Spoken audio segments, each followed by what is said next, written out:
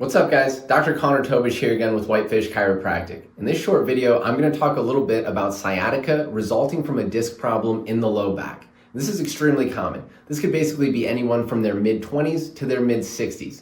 Typically, it's going to start as low back pain. They'll start to feel pain in their SI joint, and as the problem progresses, the pain will continue to travel further down the leg along the trail of that sciatic nerve. It could go all the way down to the bottom of your foot. This could produce a wide variety of symptoms. It might be sharp, it could be burning, maybe it's electric-like. Like I said, a wide variety of symptoms, but one thing that these people will typically have in common is that they're going to say that their symptoms are provoked by either prolonged or repetitive forward bending in the low back.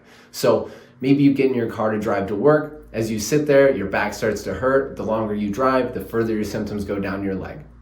Or maybe you need to move a bunch of boxes or something, so you're repetitively bending over to pick things up off the ground. Same story, your back starts to hurt, your symptoms start to travel down your leg. So forward bending will produce their symptoms. They'll also tell us that the first hour of their day is typically the worst, but when they stay upright and continue moving, that's when they feel best. So like I said, a wide variety of symptoms, but if you're dealing with something like this, man, this sucks. This can be really painful. So stay tuned. Next up, I'll show you some simple tests that you can do at home to see if this is what's causing your pain. And if it is, I'll give you some easy rehab exercises that you can do at home to start getting some relief.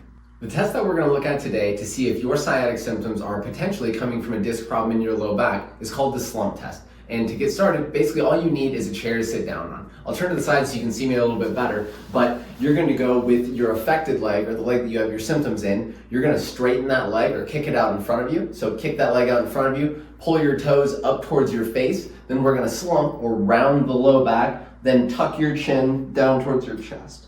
Now, if you go into that position, you might feel your symptoms right away, or you might have to wait a couple seconds. But if that test reproduces your symptoms and you also have pain with either prolonged or repetitive flexion or bending in the low back, there's a good chance that your symptoms are coming from a disc problem in your low back. First exercise that we're going to look at is going to be progressive extension of the lumbar spine. And all you need to get started is something that you can lay down on. So we're going to have you lay down on your belly, propped up on your forearms like a little kid watching TV.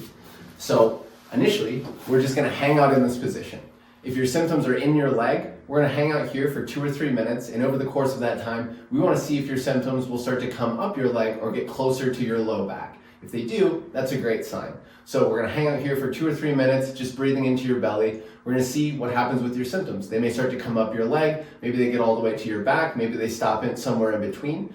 But after a couple minutes, we're going to progress this to a press up. So we'll get your hands set like you're going to do a push-up. We're going to leave your hips down. We're going to push your upper body up. If you can get to the point where you can lock out your elbows, do so. Blow your breath out. Let your belly fall. Then come back down. If you feel quite a bit of strain somewhere between the bottom and the top, you don't have to push through it. Just get to where you feel that strain. Then do the same thing. Blow your breath out. Let your belly fall. With each rep, try to go a little bit further. Shoot for 10 to 15 reps.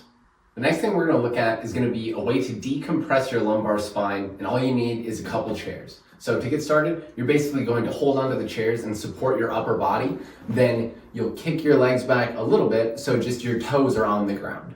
From here, you're just going to kind of try to relax your lower body and let your hips sag. You should feel a little stretch or feel that decompression occur. Hang out there for 10 to 15 seconds and take a break and shoot for 3 cycles of that.